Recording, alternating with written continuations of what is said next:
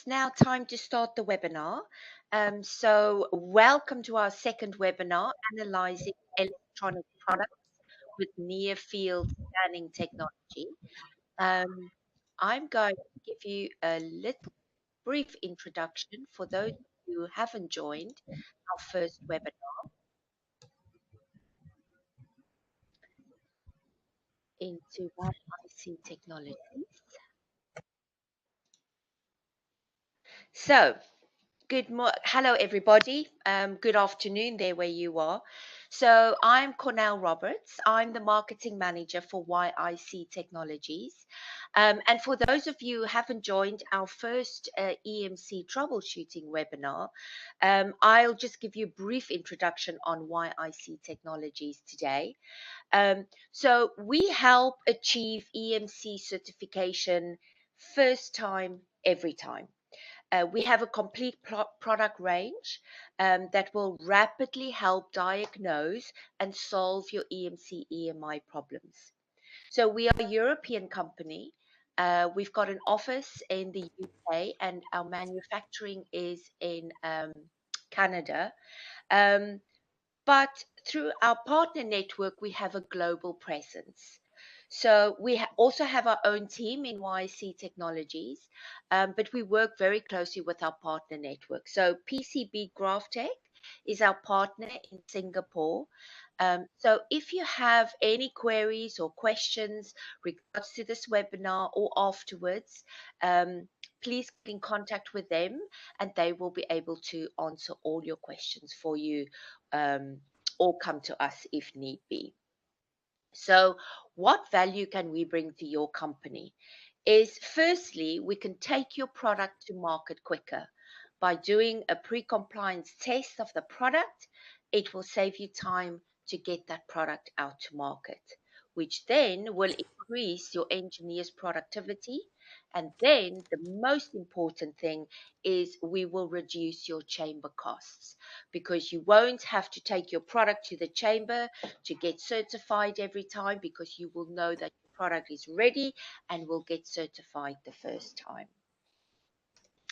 So for those of you who haven't joined the first one, Professor Arturo, he's going to lead today's presentation.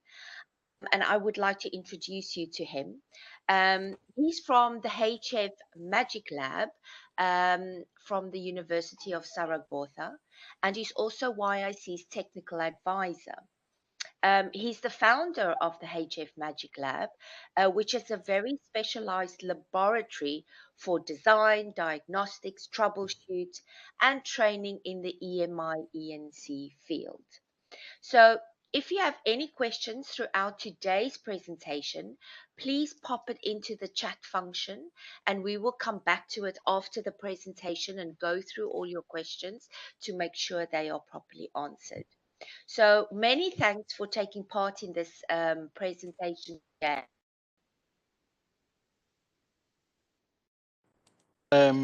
Hello, Cornell. Hello.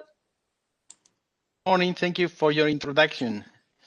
Hello, my friends from Singapore. I am very happy to be here.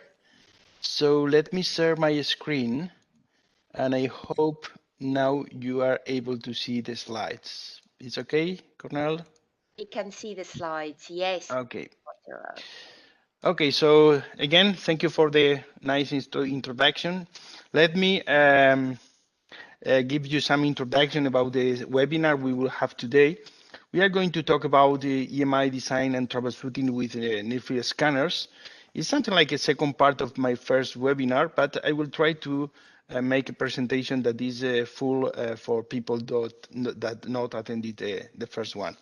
So today we will be working with near-field scanners, considering that you are interested in this problem. No, you have something that is called the victim, something that is receiving electromagnetic energy from some kind of culprit that can be intentional or unintentional. Intentional transmitters typically are systems that, for example, have some kind of radio frequency antenna or some kind of radio frequency activity that is desired. No, for example, you have a walkie-talkie or you have a telephone. You have one antenna and you are interested in radiating energy to the environment. This energy can arrive to a victim and can create the failures. At the same time, you can have unintentional transmitters. That means systems where you have hidden antennas and the electromagnetic energy that you are using inside of this product is being able to arrive at some distance to create problems in the same victim. To avoid these kind of situations, in regulations, we have the possibility to pass EMC test. EMC means electromagnetic compatibility and is the ability of a product to demonstrate that will not be creating a lot of problems in EMI or is able to support the EMI levels that are typical in some kind of environment, residential, industrial, or things like that. No? So when you go to the laboratory, to an external laboratory, you typically obtain results like this one. No? The idea is that you put the device on top of the table at some distance, for example, 3 meters, 10 meters, you put the antenna, and then from some specific frequency to another frequency, in this plot, I am working from 30 megahertz to 1 gigahertz, you have some kind of emissions that are over the limits. No? The limits here are in this red line that I am drawing in the screen. No? So on the right side, you see a typical situation where what we call a narrow band emission.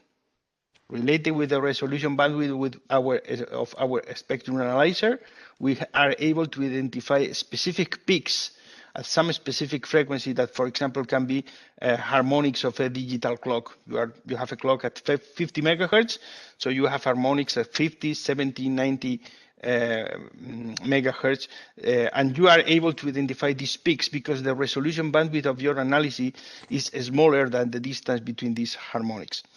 On the opposite side, you can specify or you can be able to measure broadband emissions. That means that the emissions come in some kind of envelope or something like this. Is something like a mountain, and you know that you have energy below this mountain, but you don't know where is the origin of this energy, at what frequency exactly is, and you know specifically this broadband emission is related with some frequency that is in your product. You need to reduce the resolution bandwidth to do this.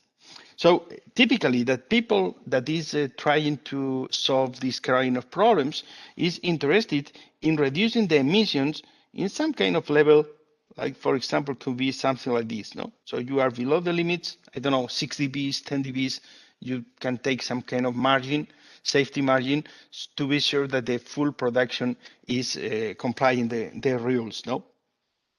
To identify the origin of the problems, we can use near-field probes. Near-field probes can be very useful for testing PC boards. So you are able to find aggressive areas, hot areas in your PCBs. We can test in cables. So we can identify we have some kind of common mode or differential mode currents in our cables.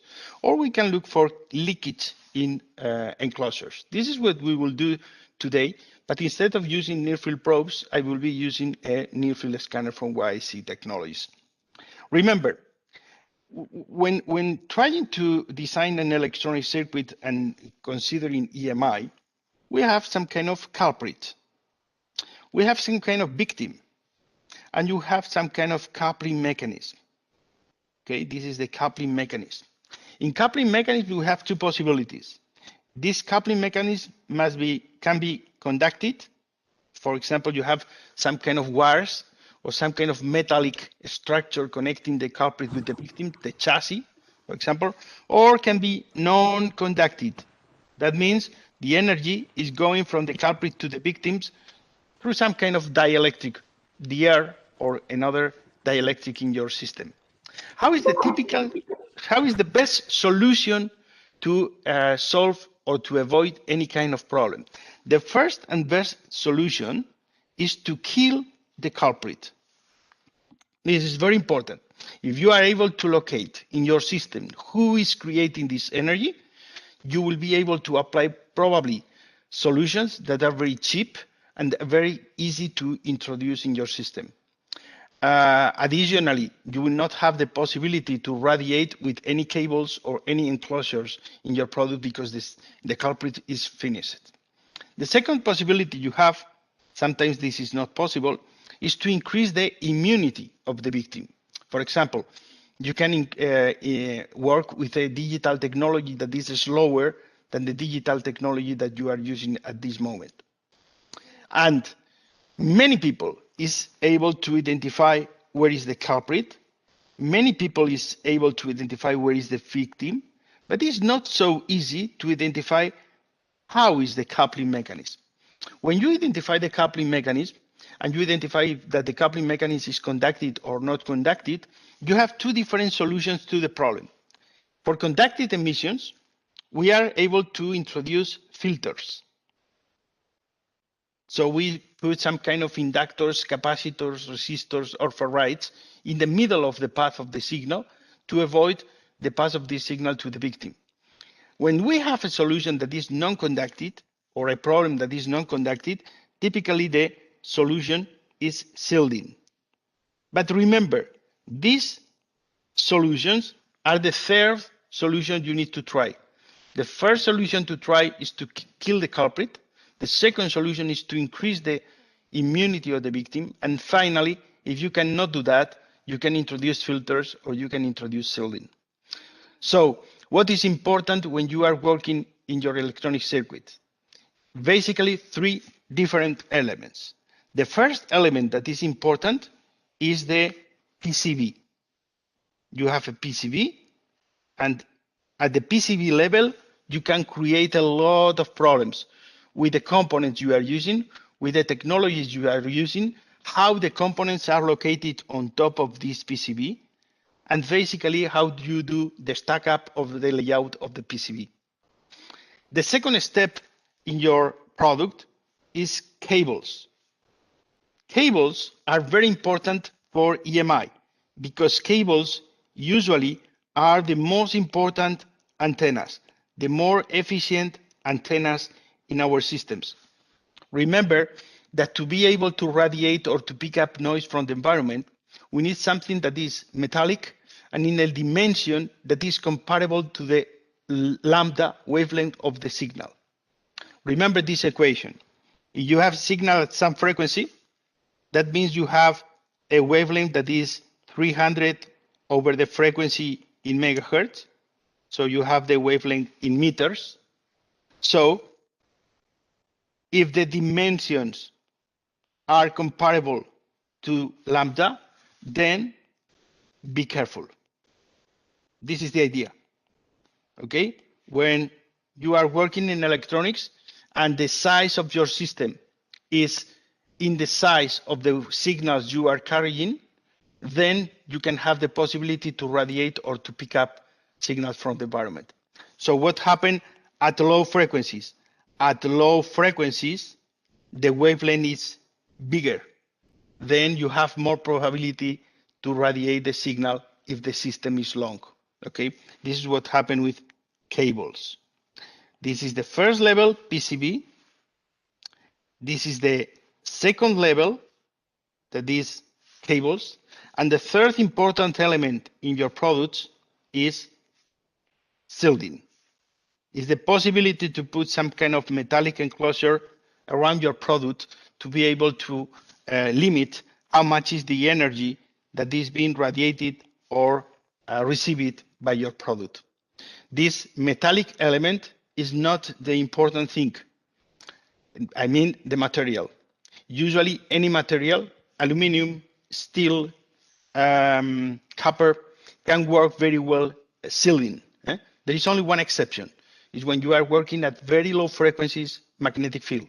For example, DC, 50 hertz, 60 hertz, 100 hertz, 120 hertz. These kind of frequencies, you are trying to seal magnetic field are very difficult to control with a typical metallic material. You need special materials like mu metal.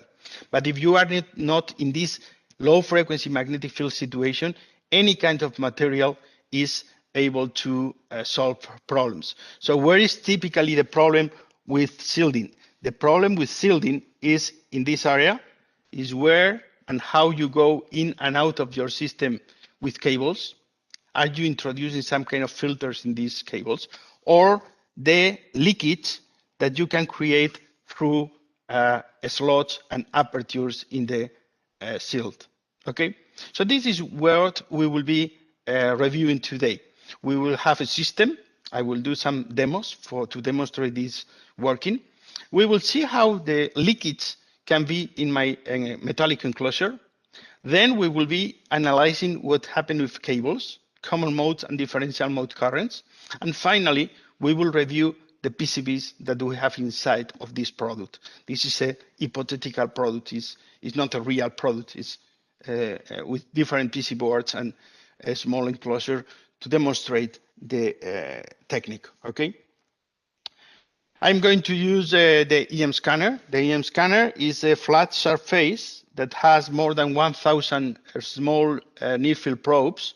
So you put the device on top of the scanner, and in real time, you have a picture about how is the activity in the product you put on top of the scanner.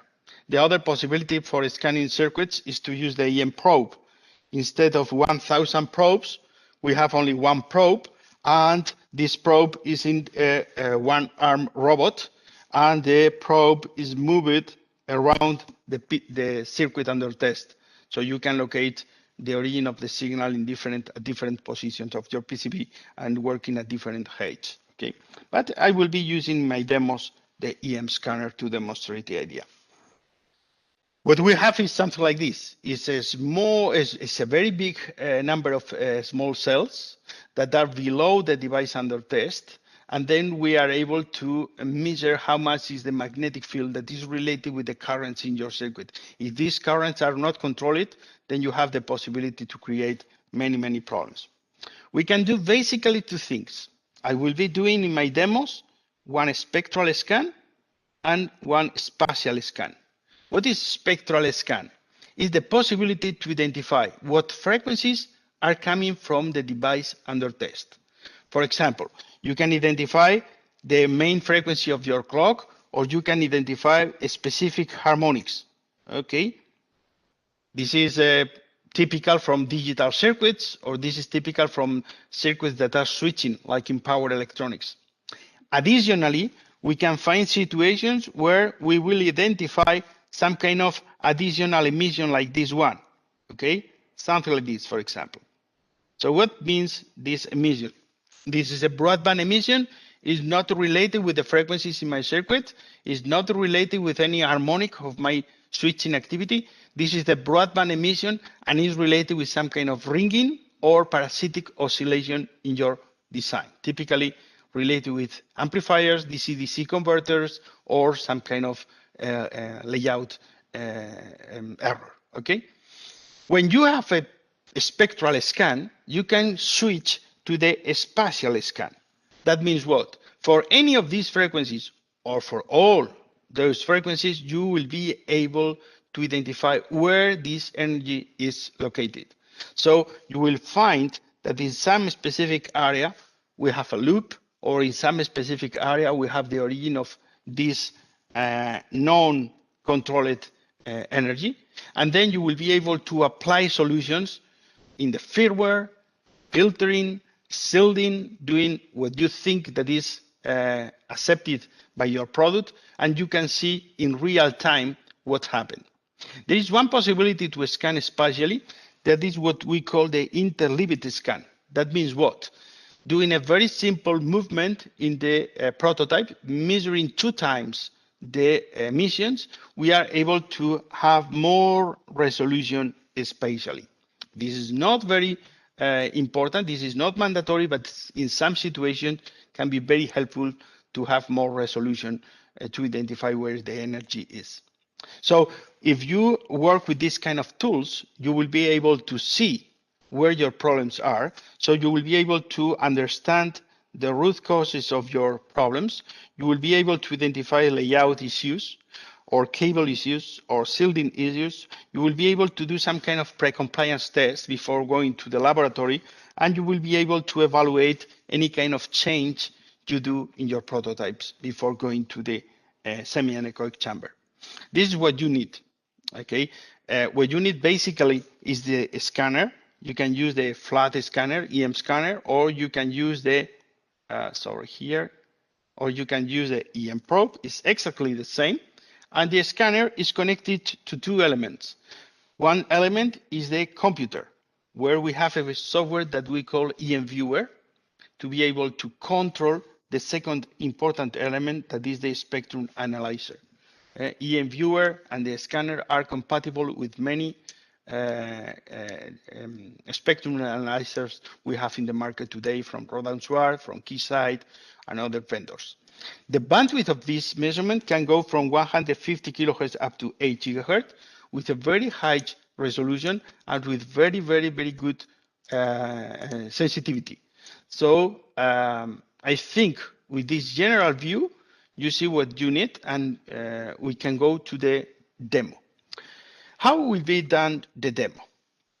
We have 1 hour of webinar, 1 hour 10 minutes. It depends two of your questions, and I will be using several cameras to show you the experiments. Let's go to this camera here. Okay. Okay, what happened here? Where disappeared the camera? Sorry. Let's open again. Okay, here it is. Okay, this is the first camera. In the first camera, you can see a lateral view of my setup. You can see here the scanner. This is the product we will be analyzing. This is my arm. You can see a second camera, that is this one, where we will be able to see the surface of the scanner from in a top view to see the circuit. And this is the screen of my oscilloscope. We will be using one oscilloscope in some parts of the demos. And this is the screen I will be using to show you how is the software. Oh, sorry, what happened here? Something is working. It's happening. Okay. Okay. This way. This is the software, the EM Viewer software that I will be using in the demos. Okay. So let's go to the first part of the demo. This is my product. I am using this. Let me see if you can see it this way. Okay. This way.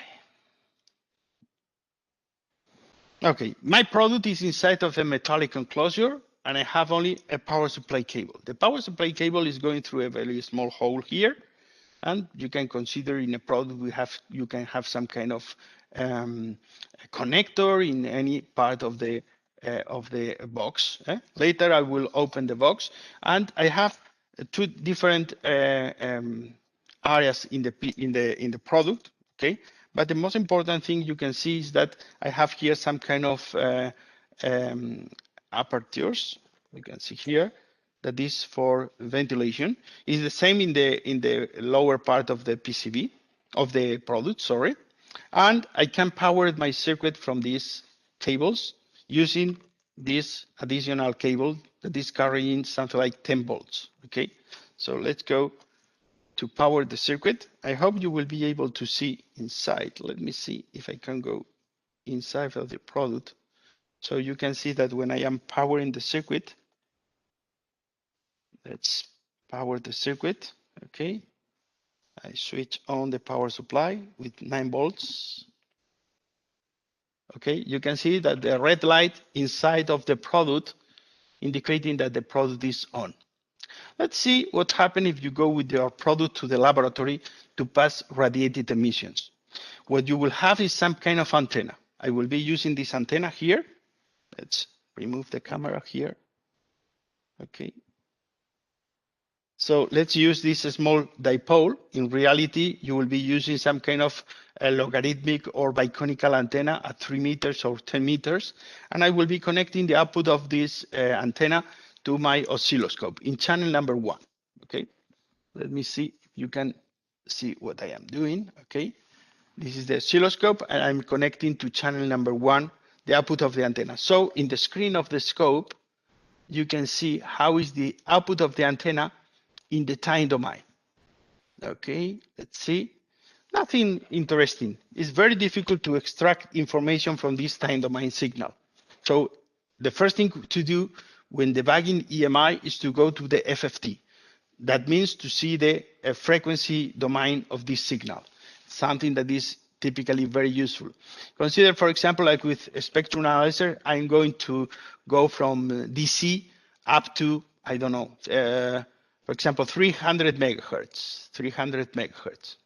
And let me select 100 kilohertz for the resolution bandwidth. Yep. Okay, you can see here that I have some kind of emissions. This is the energy. Let me increase the size of the screen so you can see better. This is DC. At the end, we have 300 megahertz. And in this area, we have the mountains that are related with FM broadcasting. Let me switch off my product. When I switch off my product, all the energy that was in this area disappear and some part of the energy in this area.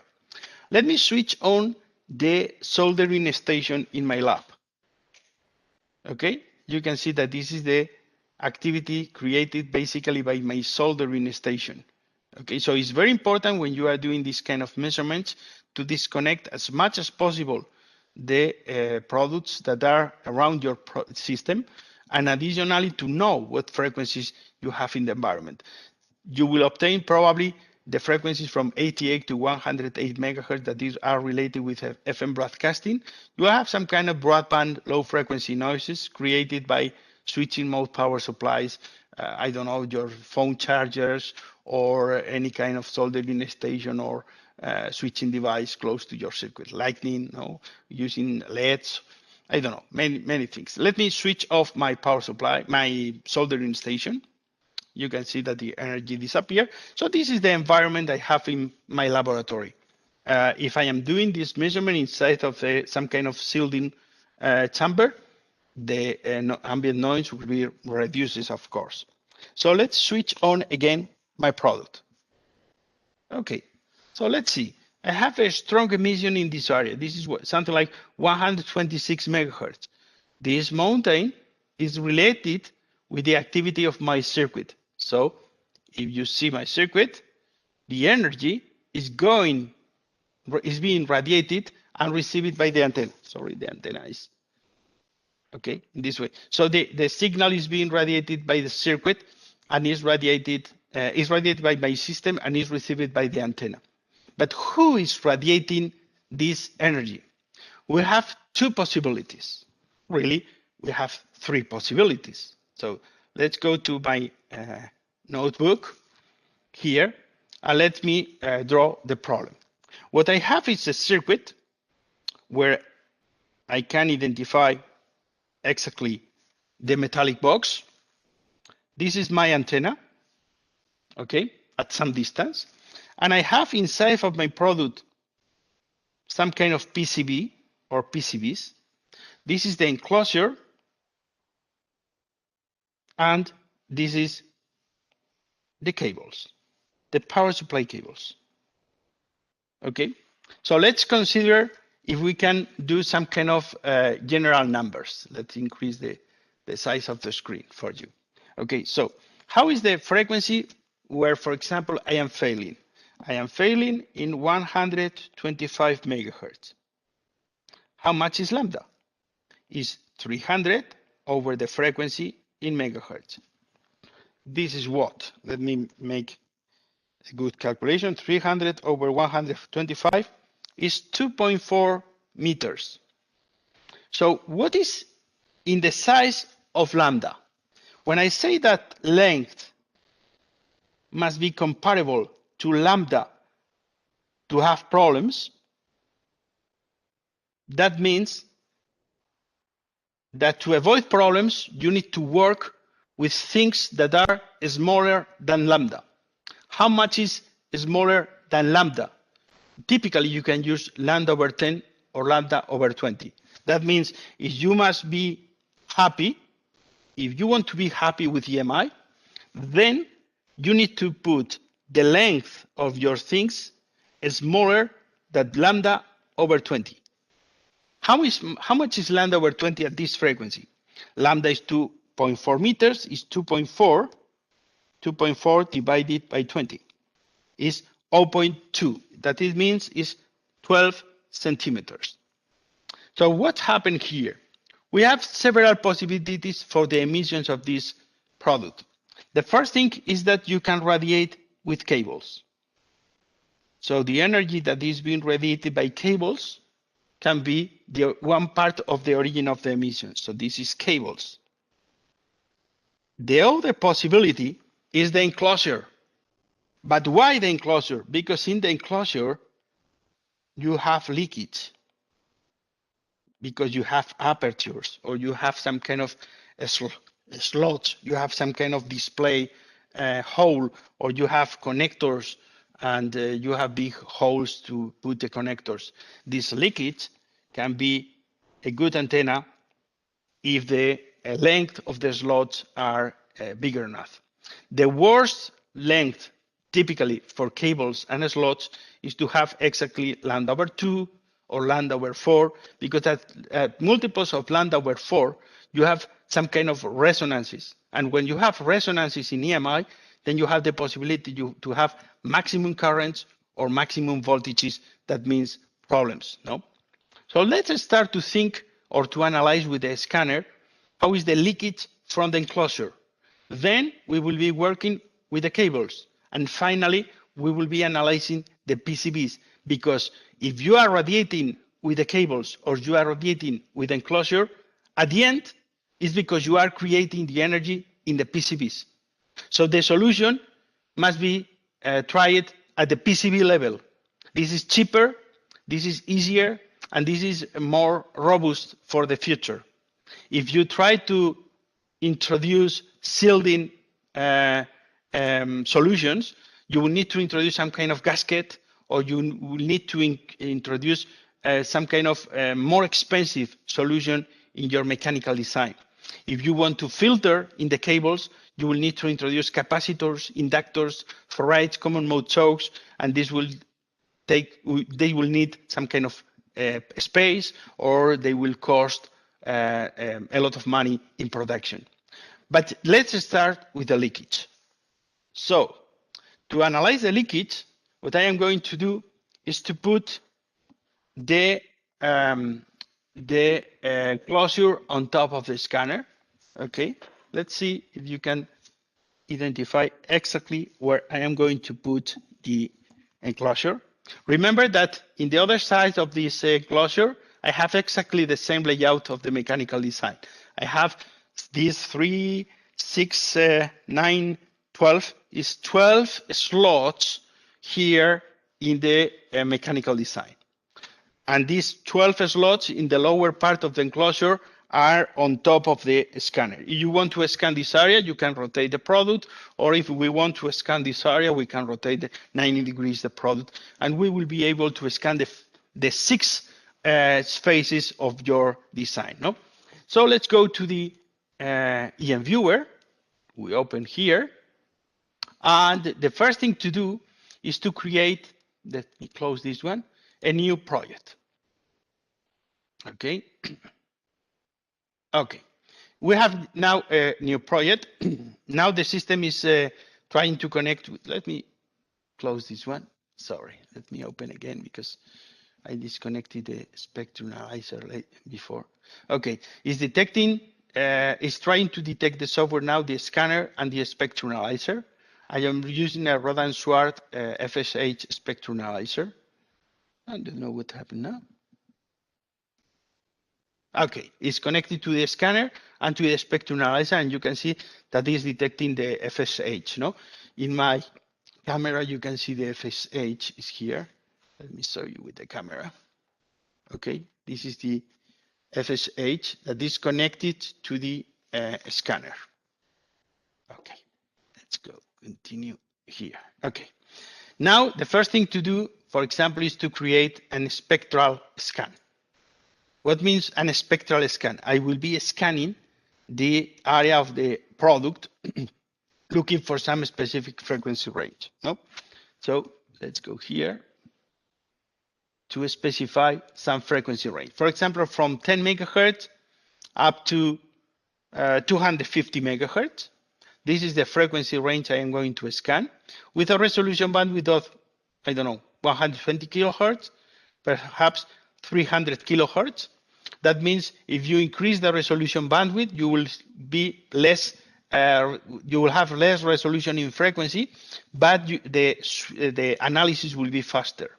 We can measure peaks if we want. For example, we can measure, I don't know, 3 peaks, and we can specify what probes in my scanner are of interest for me. Okay, so let's put here the scanner exactly in row number 6 between columns P and AI. Okay, so this is what I am going to scan. I unselect the full number of probes. Let me from P to AI,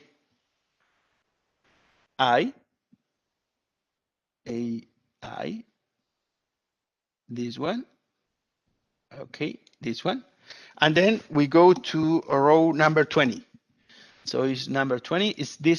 I am selecting with green color the active probes that are exactly in the corners of my enclosure. I can identify some specific cells to scan what frequencies are coming from my product.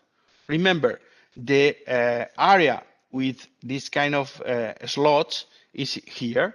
That is because I am not selecting this area here. Obviously, you can select as many probes as you want, but remember that the scanning process will be slower. For the spectral scan, it's not necessary to specify all the cells below the product. We will do this when doing the spatial scan. You can specify some kind of amplification setting. If you have one external amplifier, this is very useful to increase the dynamic range of the measurement, or you can introduce some kind of attenuation setting if you are using an external attenuation. So I accept, and now I will be running the scan process. The software is setting the spectrum analyzer, and now is scanning. The scanning process is very fast, and when the scanning process is finished, okay, now the scanning process is finished, and the system is now detecting peaks. But now we can see the result of the scanning process. We can see here some frequency that is around 11 megahertz. This is 22 megahertz. This is 33 megahertz. This is 55. So it looks like these peaks are related with some digital activity. And we have here a broadband emission that is around 130, 125 megahertz. This is the mountain that was coming from our antenna. This is the energy that we detected in the radiated test. No, but remember, we are scanning below this product that is enclosed in a metallic area. So how is possible that the energy is going out of the product if all the product is shielded? Remember, the problem is not the material. I am using aluminum, steel, any material. The problem is not the thickness of the material, 1 millimeter, 2 millimeter, 3 millimeters, because we are in high frequencies. We are not in low frequencies. Independently that if you have electric or magnetic field, the problem will be related with leakage through the holes or apertures, or leakage through the cable. I am not scanning the cable, so the leakage is coming from the enclosure design. So to be able to identify where is the origin of some specific frequency, for example, I can be interested in identifying how is the leakage from this 11 megahertz. I can activate a spatial node. And with the spatial node, I can measure some specific frequency identified by the system. For example, 11.06 megahertz. Let's specify 300 kilohertz like the resolution bandwidth without changing. And now we need to activate the full number of probes below the device under test. So we do this, and we select all of these cells. It's not necessary to activate the other cells because my device is not on top of the scanner in this part of the system. So in this way, the scanning process is faster. So I accept, and then I can run the test again. So you will be able to see where the energy is located at that frequency below the device under test. Okay, so we can see that here we have a specific area. We have another point here, but there is this area like the most important area. To identify with more resolution, to identify with more resolution where the problem is happening, we can import some kind of picture. For example, let me open the overlay and let me import some kind of a picture. Let me go here. This is a picture of the enclosure, and you can adapt the size of the enclosure to the real size of the product. Apply, okay, and then we can see how the emissions are exactly in the area where we have let me open here, exactly. Okay, it's exactly in the area where we have the slots, okay? We can see the 3D view, and we can go up and down to see how the energy is coming from the product. Obviously, the leakage is in the lower part of the device, and the lower part of the device has a metallic wall that is exactly equal to this one, okay? So that is because with this picture, I am able to identify where is the leakage from my product. Okay? Remember what is happening in these kind of problems. This is the idea. Let's go to this picture. Okay, here. Let's draw one slide here. No, what happened inside of the product is something like this. Okay, let me see that this is the bottom of my enclosure, and I have several slots that are for, in this case, for vents. No, something inside of my product. Let me draw here another view of the product. Something inside of my product is creating emissions. And these emissions create in the lower part of the product inducted currents in the metal. So if you want to see how is the inducted currents in the metal, you will see that the inducted currents cannot follow the natural direction because they have this opposition. Okay. If you have an area where there is no slots or apertures, the currents that are inducted can circulate in a very good way.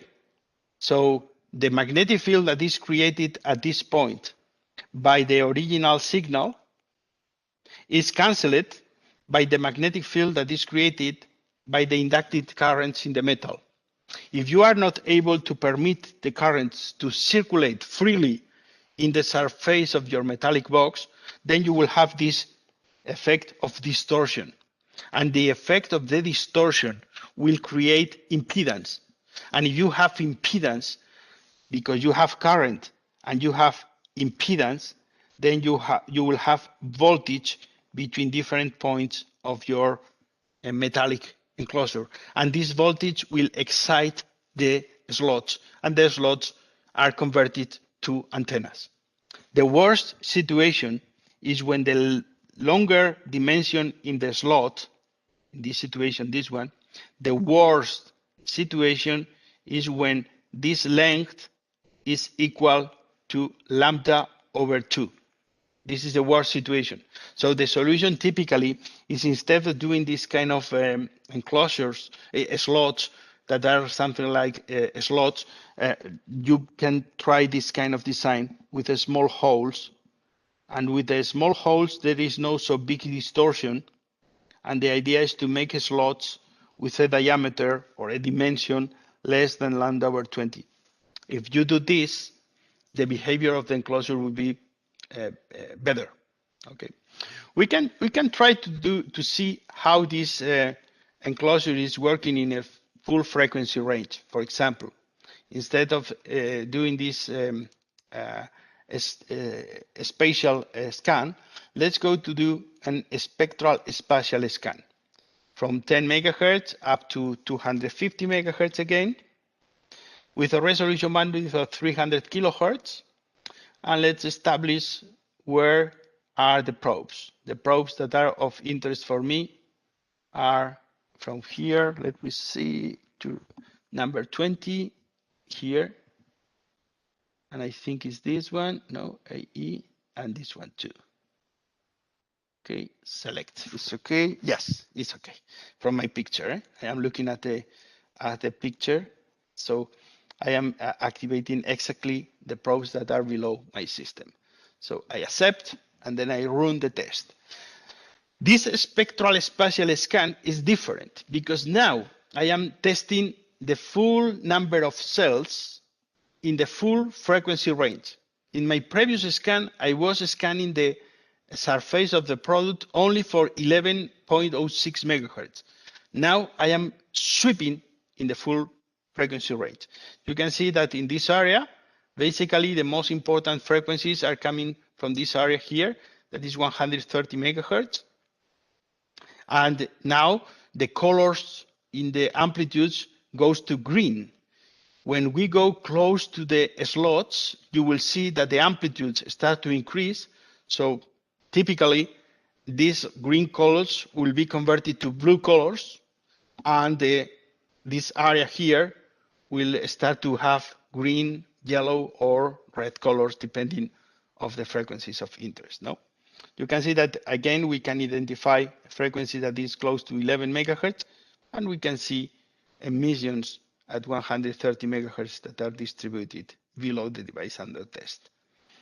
Okay, you can see that now the green color start to go to blue color because the amplitude that we have detected here is bigger. Okay, you can identify that as we go close to the slots, more activity is detected in this area. Now here is completely blue because the dominant energy is in the area of the enclosure of the leakage. You can evaluate with this technique different mechanical designs for your slots.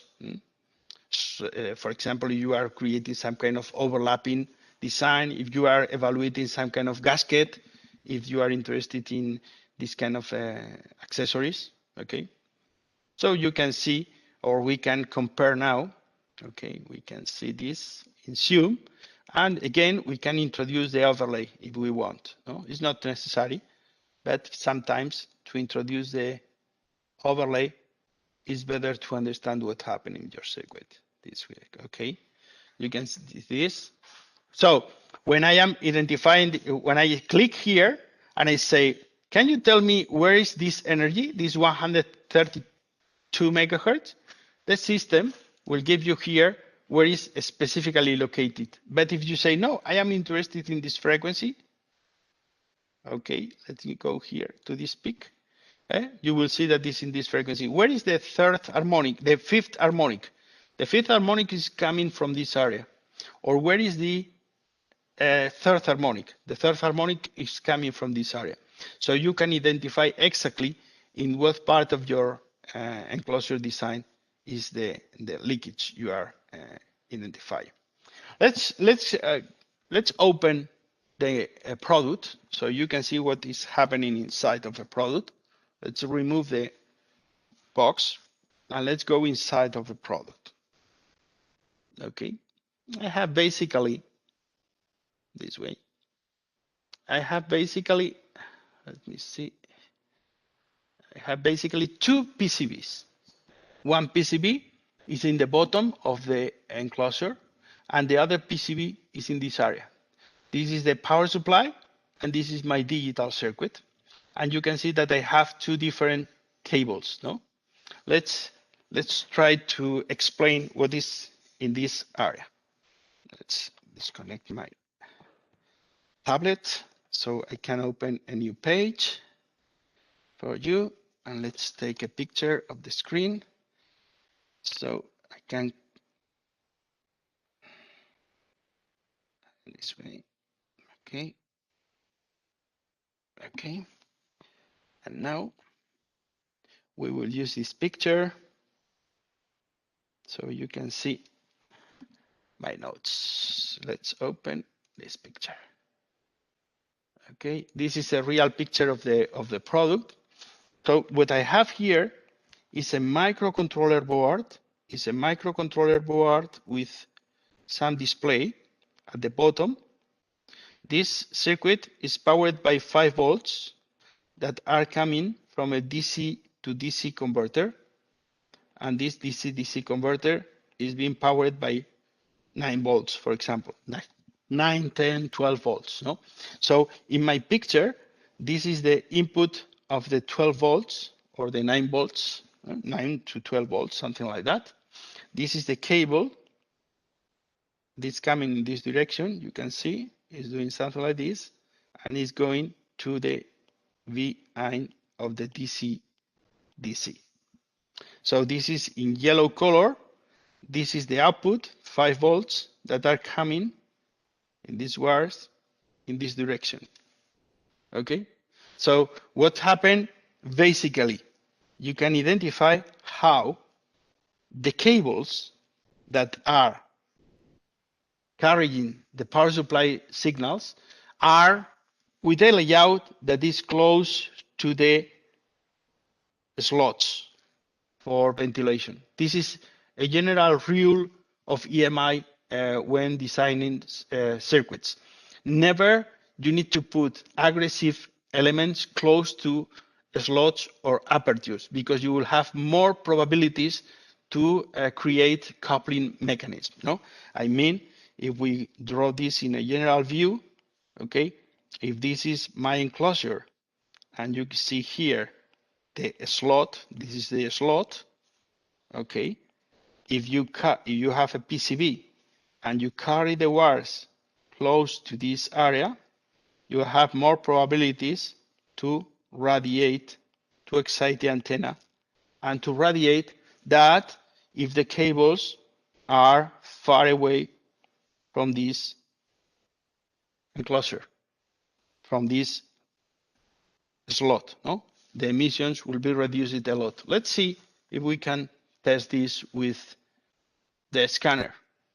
Okay, so let's go here and let's repeat at, for example, 11 megahertz. No, 11 megahertz. No, let's try, for example, let's see, this frequency is this area. Okay, it's in this area here.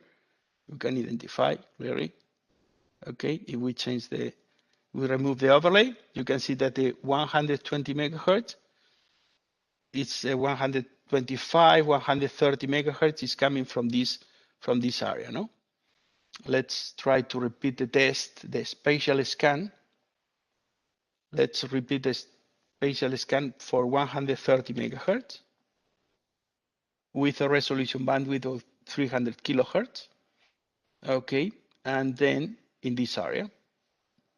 Now let's remove this area so we can from 14 from here. We reduce the area of scanning to accelerate the process. I am interested in the area of the slots. And then let me run the scan, okay? So now I reduce this screen, okay? And then you can see what happened. Let's start setting the spectrum analyzer.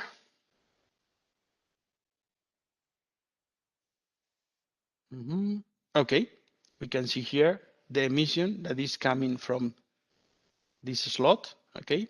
And let's repeat the scan considering that we move the cables. Let's try if this is the origin of my problem. What I'm going to do is to separate the cables from the slots. Okay, let's put the product in the same position. Okay, right. And now look at this. My cables are far from this area here. Okay, so let's see what happened, and we will compare. Okay. Okay. And now let's go to the scale options. And let me remove the auto scale option. And let me put here from -3 minimum value to 17. From -3 to 17. And now here the same. From -3 to 17. So really we can compare. So look at this. This is the leakage from the same holes. Let's remove this. This is the leakage from the same holes with the cables close to the slots or with the cables at some centimeters from the slots. It's recommended that any cable with a high frequency activity must be far from the slots, I don't know, something like 1 centimeters, 1.5 centimeters, 2 centimeters, as much as possible. But if you obtain 1 or 1.5 centimeters in distance, that you will identify a very big reduction of the emissions. But look at this. If I run again the test at 11.06 megahertz, again, accept. Now I am going to scan at the first harmonic of my digital clock. You will see how is the activity. Okay, you see a strong activity. It's the same like before. Why? Because now the activity of the digital clock is in the same position. The activity of this first harmonic or the 33 or the 55 is in the PCB, and the PCB is on top of the slots. Is in the same position, so the coupling is being the same. The 125, 130 megahertz activity is going through the cables, and that is because separation of the cables reduce the coupling at that VHF frequency, but we don't obtain any change at 11 megahertz that is coming from the PCB. Well, remember, with this technique, you can evaluate different designs of your enclosures, the size of your slots and apertures. You can evaluate gaskets. You can evaluate absorbing materials that you can put in the internal sides of the enclosures. A lot of things can be done in this situation. Additionally, if you don't have the electronics, consider, for example, you don't have the electronics. We will have time, we will do this experiment.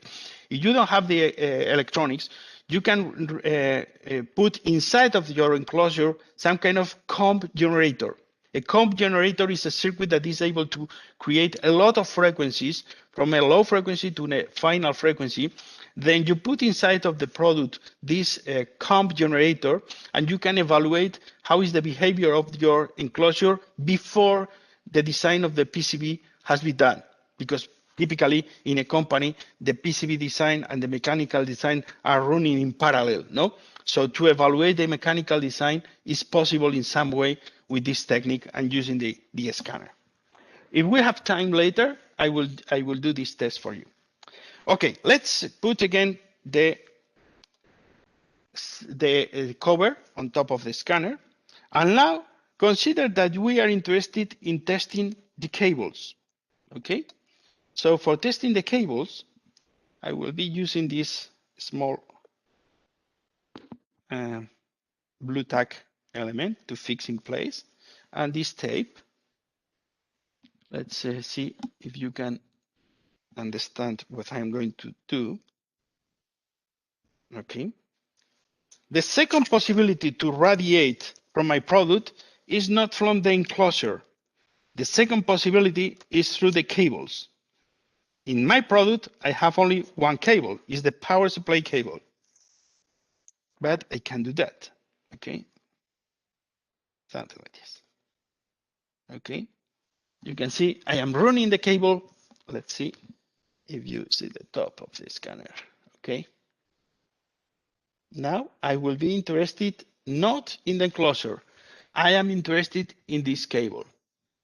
When interested in radiation from cables, you need to remember that energy in cables can run in common mode or differential mode. Let's go to the notebook here.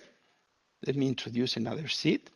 And let's consider that we have a system. and we have two wires, red wire and black wire. This is, in my example, this is something like 12 volts, and this is ground, okay? So what we have here in these two wires is differential signals. That means I have this differential signal. For example, I don't know exactly how is the consumption of this circuit, but consider I am consuming, I don't know, 200 milliamps DC. Remember, this is DC. So if you plot this current in your scope, this current in your scope would be something like this. It's DC. Additionally, in this cable, we can have differential mode noise. That means what?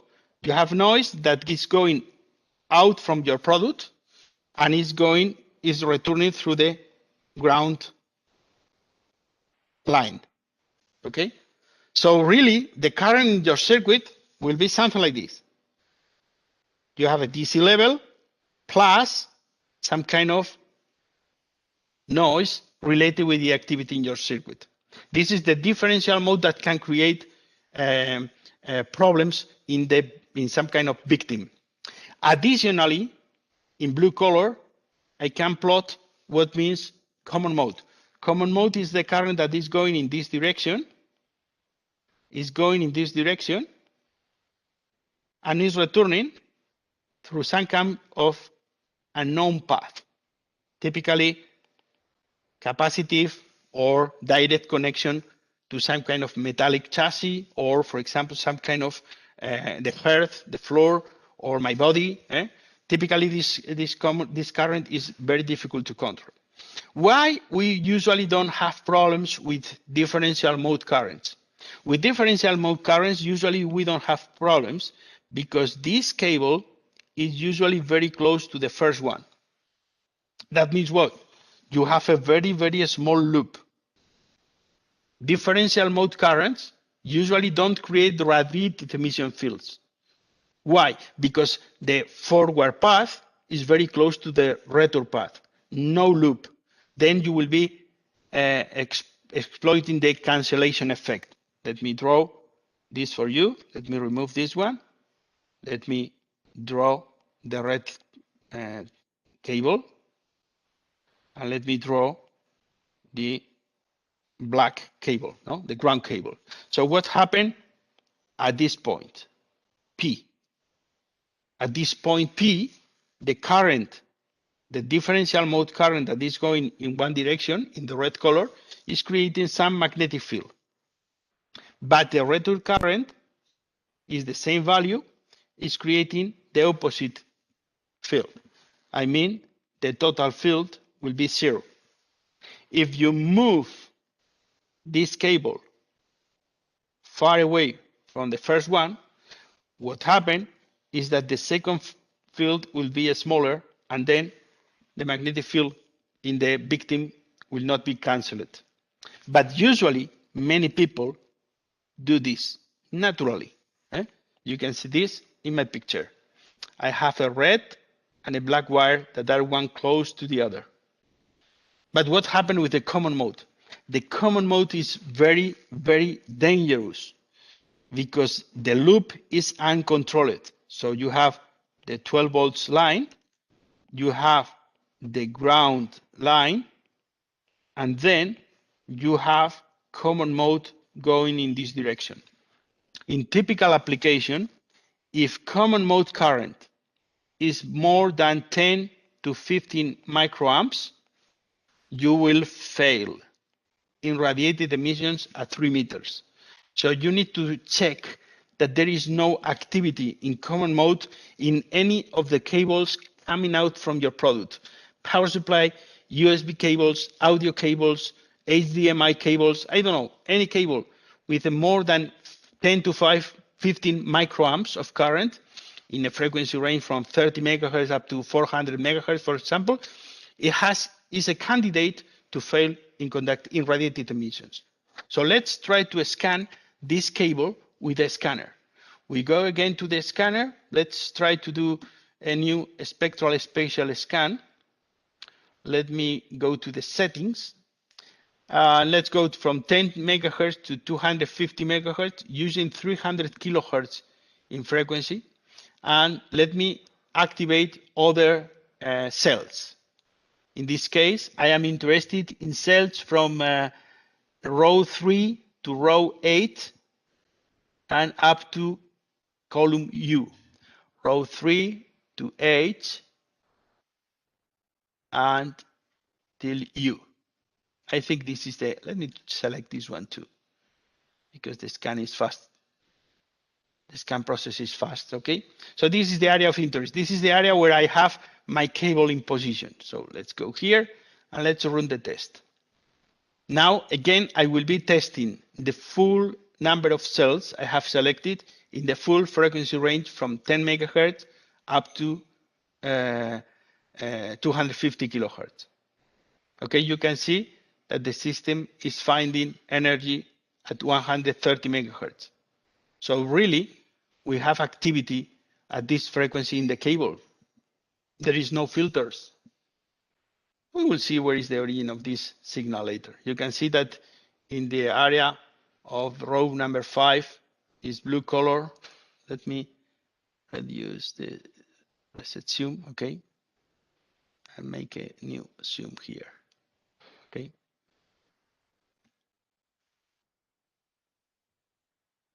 This is the activity I am identifying, okay? Let me find this is the frequency 130 megahertz. So let's run a test, spatial test. Let me create a node spatial at 130 megahertz with a 300 kilohertz resolution bandwidth. And let me specify the same number of cells. Is from the 3 this to you, this one, okay, accept, and then we scan only for that frequency. That is the problem. This is the frequency where I am failing in radiated emissions. Okay, the system is on, correct? Okay, you can see here the activity. So one possibility to avoid the emissions from this product is to introduce impedance, no? So if we go to the slides again, we know that if you have a product, this is a metallic enclosure, and we have the red line and the black line with ground, and we have common mode current going in this direction, okay? This is something like you have a monopole, okay? It's something like you have some kind of radiation surface. We have the arm of a monopole, and then we are exciting this monopole between A and B with some kind of voltage. This is the voltage that is exciting the monopole, no? Obviously, this is not a perfect monopole because the position of the cable is not perfectly perpendicular to an infinite radiation pattern, but this is the idea to evaluate. So how much is the current at the end? How much is the current if this cable is open? The current here is 0, but it's not 0 in the middle, okay? So you are radiating because you are injecting current. The electric field that you have at some distance is proportional to this current. So if you reduce this current 10 dBs, the electric field will be reduced 10 dBs at 3 meters. How you can reduce the injection of this current? The first possibility is to go inside of your PCBs and to destroy the voltage, to make the voltage equal to 0. So there will not be excitation. In our demo, instead of doing this voltage equal to 0, we need to go inside of the product. What I am going to put here is a ferrite. We select a ferrite with an impedance that match the frequency we want to kill. If you have impedance, the current will be reduced. So if our frequency is 125, 130 megahertz, we need to locate a ferrite in the market with some kind of impedance at this frequency range. So let's go to the data sheets. let's go to this ferrite from Burth Electronics. It's a ferrite to put in a cable in this way. We go into the information about impedance, and you can see that this ferrite, using only one turn at 120, 200 megahertz, is something like this, is around 200 ohms resistive impedance. That means we go here, and to introduce here the Burth ferrite is something like introducing here 200 ohms of resistive impedance, and then the current will be reduced. Let's see if this happens, okay? So we go to the camera, and now we take the ferrite, we open the ferrite with this accessory, this way. Sorry. Oops, very something. Okay, it's open, and let's introduce the ferrite in place. Okay. Sometimes this is not a good solution because it's ugly or it's expensive or it's impossible. There is no space for this ferrite, but it's a typical solution. It's a last minute solution for many, many products. So now I can repeat the test. And let me see if this is working. Sometimes EMI fail in the demos. That is because demos are dangerous. No? So let's go to the scale option. Let's remove the auto scale option. Let's put here -3 to 33. Okay. This is from -3 to 33 is the situation without the ferrite. Let me put here open scan that data. This is without ferrite. Without. And this is with ferrite. This is with ferrite. With ferrite. Sometimes it's good to introduce comments, no? And now here, the auto scale option is removed, and here we have -3 to 33. So here is -3 to 33. Oops. Oh, it's not. It's reduces in some way. Let me go to, if we can change the scale. Okay, here. There's some reduction. It's not very, very big reduction, but you can see how the ferrite is affecting. Where must be the difference? Perhaps because I have some kind of loop in my analysis, no? You can see here that around FG columns, I have an increase in magnetic field, no? Let's go with assume here. Okay, let's go with assume here. Here, sorry, this way. And let's make assume. So you will understand where is the difference.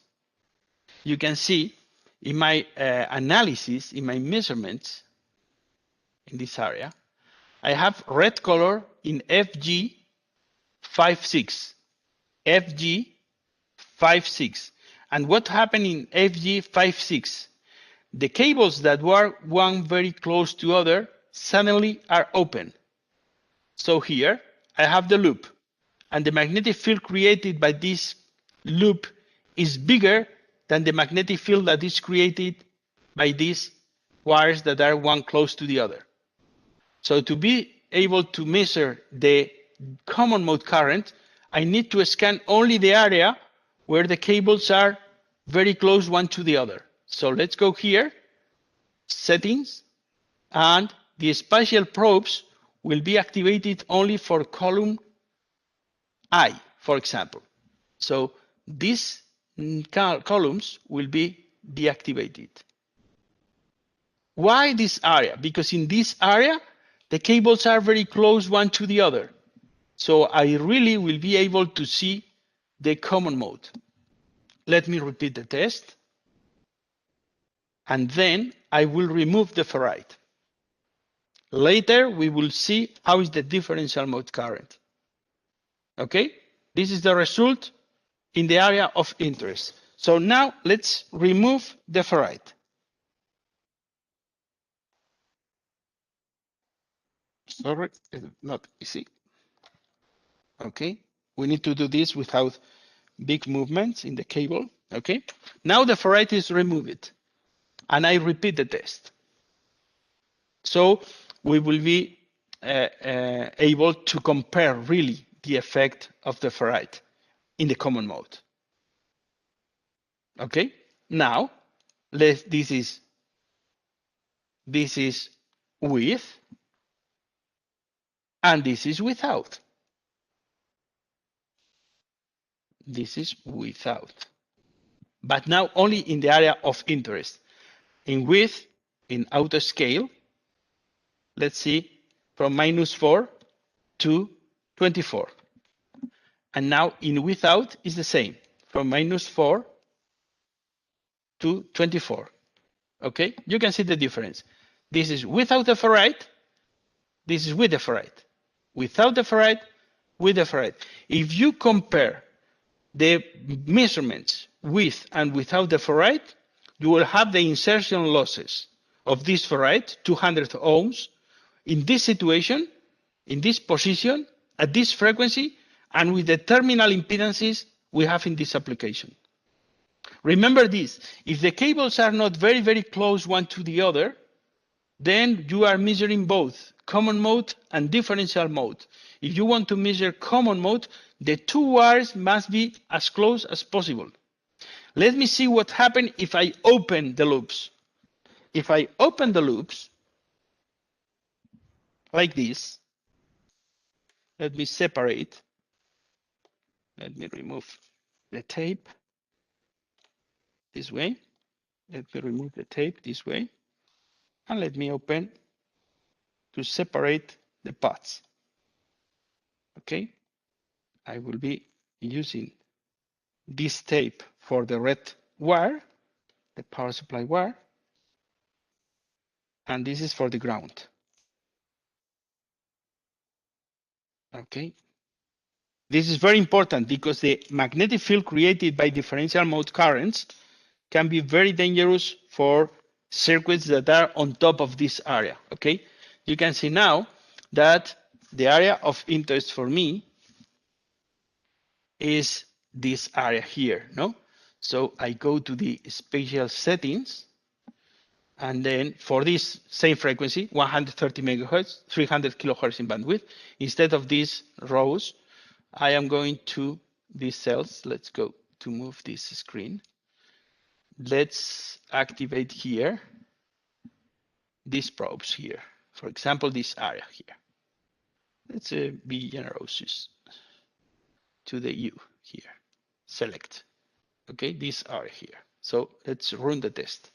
Now you will see how effective is the differential mode current that is big in amplitude, bigger than common mode current, to create a strong magnetic field. Okay, you can see here. Oh, sorry. You can see here how is the loop created by the magnetic field. Usually, when you see that the current is taking some blue color between different points in the cable, this is because the cable has some kind of nulls in current. No? One possibility is that the distance between these points in length is lambda over 4 at the frequency of interest. No?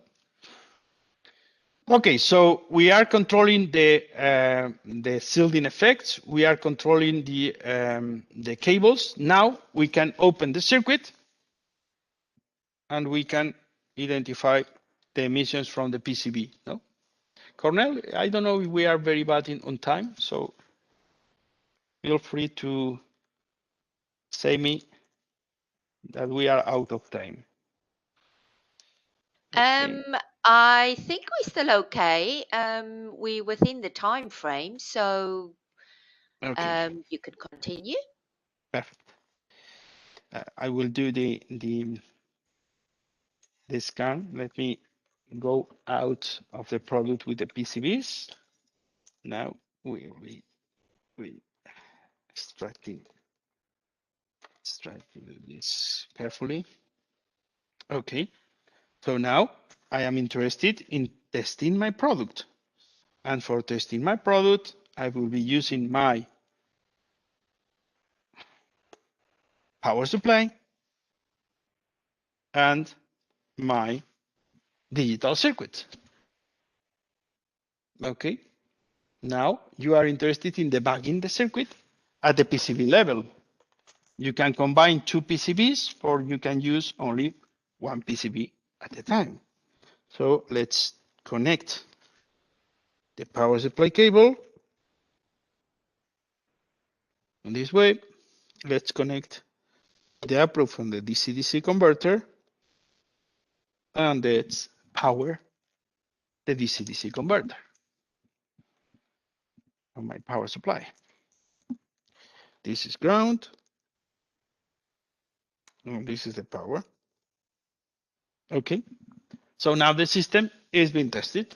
What we can do is to identify what is the origin of my 11 megahertz or my 126 megahertz. I can go here and I can run an spectral spatial scan. For example, from 10 to 250 megahertz using 300 kilohertz bandwidth. I am not going to measure peaks to identify exactly known, and I can select the cells that are of interest for me. Let me accept. Let me move this one. Let me open the settings again. Let me select the spectral cells. I go from column P to AF and to row number 16. So it's from P to AF. Perfect. This one. And then the DC-DC converter is here. It's in 11 till 20. And then the cable is in this area, more or less. Okay, so it's ready. Perhaps I can be interested in doing the overlay with a picture. So we can put a picture of my circuit adapted to the real dimensions of the circuit. I'm not going to do this very carefully. So it's not necessary. Okay, more or less this way. Accept, accept, and then I can run the test. Okay. So now I am interested in finding where is the origin of the 11 megahertz and where is the origin of the 126, 130 megahertz signal. Okay, aquí reset zoom so we can scan the full number. Look at this in this area here.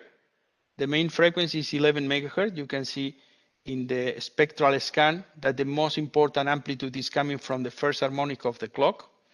And in the scanned area, this energy is in this area here.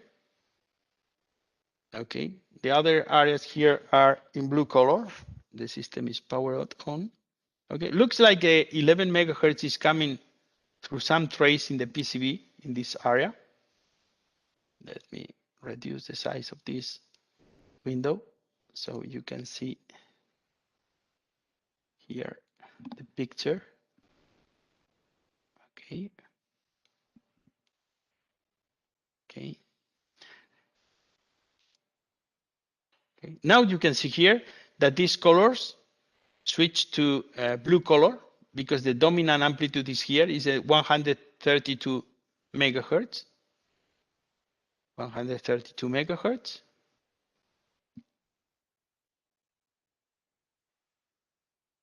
Wait a moment. Here again, we start to see some kind of green color.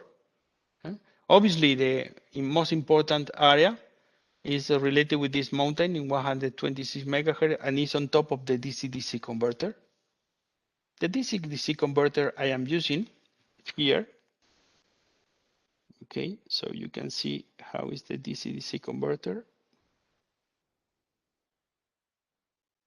This is my DC-DC converter, where I am going into the circuit with around 9 volts, 10 volts, 10 volts here. And you can see this is the TPS 5410D. We have one inductor and we have the diode here to go out with 5 volts. Okay, this is the area of interest. You can see that the 123 megahertz is here. And the first harmonic, the 11 megahertz harmonic, is in this area here. Okay, let Let me increase. Okay, let me do zoom and let me add the overlay, no? So if I am interested in locating, let me make more transparent the picture, okay? So if you are interested in where is the 11 megahertz, you make here click and you discover that the 11 megahertz is here. You are interested in the third harmonic, for example, this is the third harmonic. No, this is the not the third harmonic. This is the third harmonic here. You can see that this in this area. But if you are interested in the 126 megahertz, you can identify that this in this area. And we can see the picture in 3D, so to identify where is exactly. Really, the most important area related with the 130 megahertz is going to the schematic, this area here, okay? This is the most dangerous area where we are creating 130 megahertz. Is the area on top of the inductor and the area related with the output of the DC-DC converter and the switching diode, no? This is related typically because I have some kind of ringing because of the parasitic inductances in the layout of my circuit. If we switch to the spectrum, to the oscilloscope, and we make a reset, let me go to this view, okay? It will go to the oscilloscope. I can use a passive probe to connect to channel number 1, press it, and then when you are interested in looking at the switching activity of any power electronic circuit, remember that you need to remove, let me open here this picture. Okay, this one. Okay. This way. We need to remove the cap of the probe, and then we need to prepare some kind of accessory to avoid pigtails while measuring. What I usually do is to take a piece of wire, okay, to take a piece of wire like this one, remove the plastic, you cut, connect here, and then you can do something like this, is to make several turns around the ground shield of the probe, 2 or 3 turns, and then you cut here. Okay, so you have here this let me see if I can focus. Okay, you can see that there is no pigtail. Is forbidden to use this long pigtail. This is 200 nanohenries or something like that. And I usually work with this kind of sockets. No, so I have 2 sockets here, so I can connect my probe for measuring how is the activity, the switching activity of this device. Okay, without the pigtail. The pigtail can create ringing that is not in your circuit, is created by your measurement. So you can see how is the switching activity of the transistor. We can see the general view. Okay, and we can see that for the typical switching frequency of this DC-DC converter, this DC-DC converter is switching at 500 kilohertz. You can see how duty cycle is moved, but you can see how is this ringing in this area here. No? So we can open here. We see the ringing. That is exactly on top of the area we have detected with the scanner. We go to the marker, and then with the markers, I can go from peak to peak, and then we have here a difference from 8 nanoseconds, that is around 123 megahertz. This is the origin of the 126 megahertz we are finding in our product. Okay, you can see here. This is the origin. So you can go to the circuit, you can review the layout, you can introduce some kind of a snubber, or you can introduce some kind of ferrite to kill this ringing, So the emissions are solved. Perhaps you will have leakage in your enclosure. Perhaps you will not have ferrites in your cables, but because you are killing this noise, the system will be very quiet. This must be done at the PCB level. Well, Cornel, I think it's enough for today. So I am open to answer questions or to do some Brilliant. explain. Okay.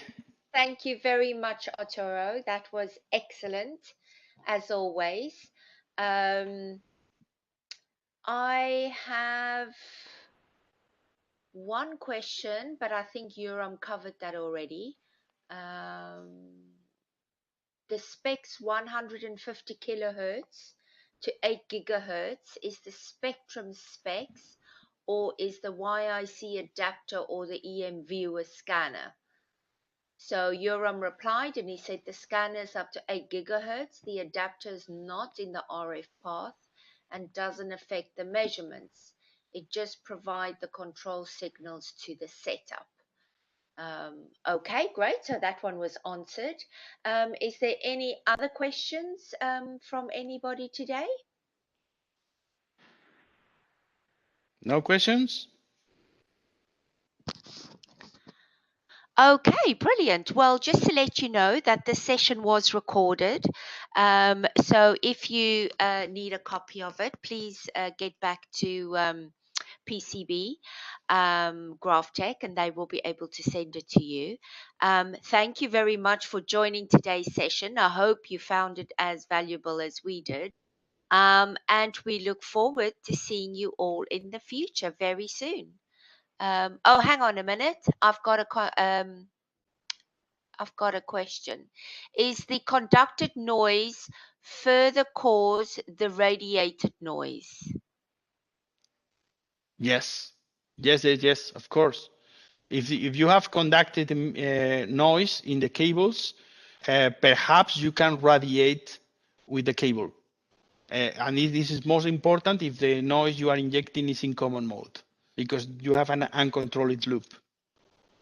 That is because usually in debugging EMI, you try first to solve the conducted emissions problems, and then you go to solve the radiated emissions problems, because sometimes reducing conducted emissions problems can be positive for reducing emissions in radiated mode. Okay, great. So if there's no further questions, I'll say goodbye. Thank you, Arturo. Thank you, everybody, You're for welcome. joining. And we will see you very soon. Have a good day. Bye-bye. Bye-bye.